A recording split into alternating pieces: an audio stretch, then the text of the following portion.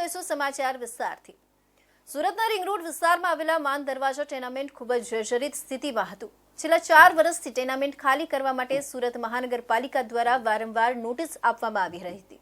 છેલ્લા 2 દિવસથી ઘણા લોકોએ સ્વેચ્છાથી જ મકાનો ખાલી કરવાનું શરૂ કર્યું હતું, પરંતુ કેટલાક લોકો ખાલી ન કરતા આજે તંત્ર એક્શનમાં આવ્યું હતું।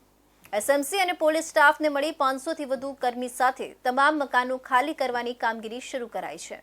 સચિન પાલી ગામમાં બિલ્ડિંગ ધરાશાયી થવાની ઘટના બાદ કોર્પોરેશન દ્વારા ખૂબ જ ગંભીરતાથી માન દરવાજા ટેનામેન્ટ ખાલી કરાવવાના પ્રયાસ શરૂ કરવામાં આવ્યા હતા, કારણ કે માન દરવાજા ટેનામેન્ટ ખૂબ જ જર્જરિત સ્થિતિમાં હોવાના કારણે ચોમાસા દરમિયાન ધરાશાયી થાય તો અનેક લોકોના જીવ જાય તેમ હતા।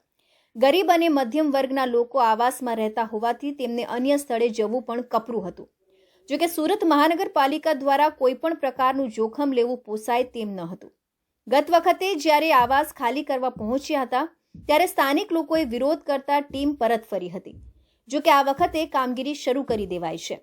માન દરવાજા ટેનામેન્ટના રહીશોને ઘર ખાલી કરાવવા માટે 350 જેટલા પોલીસ કર્મચારીની મદદ લેવામાં આવી છે, જેમાં ડીસીપી, એસીપી, પીઆઈ, પીએસઆઈ અને હોમગાર્ડ જવાનોનો સ્ટાફ માન દરવાજા ટેનામેન્ટ ખાતે ખડકી દેવાયો હતો।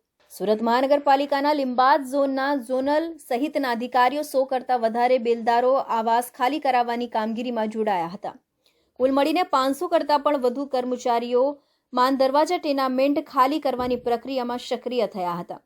રિંગ રોડ સ્થિત માન દરવાજા ટેનામેન્ટ સ્કીમ હેઠળ આવરી લેવામાં આવ્યું છે, પરંતુ સુરત મહાનગરપાલિકા દ્વારા ટેનામેન્ટને લઈને 3 વખત ટેન્ડર પ્રક્રિયા કરવામાં આવી હતી, પરંતુ તેમાં સફળતા મળી નથી।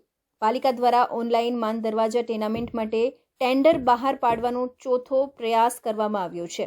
માન દરવાજા ટેનામેન્ટ સહિત doctor Baba Saheb Ambedkar shopping centre, શાળા, આંગણવાડી અને ફાયર સ્ટેશન બનાવવાનું એક સાથે કુલ 192.29 કરોડનું ટેન્ડર બહાર પાડવામાં આવ્યું છે।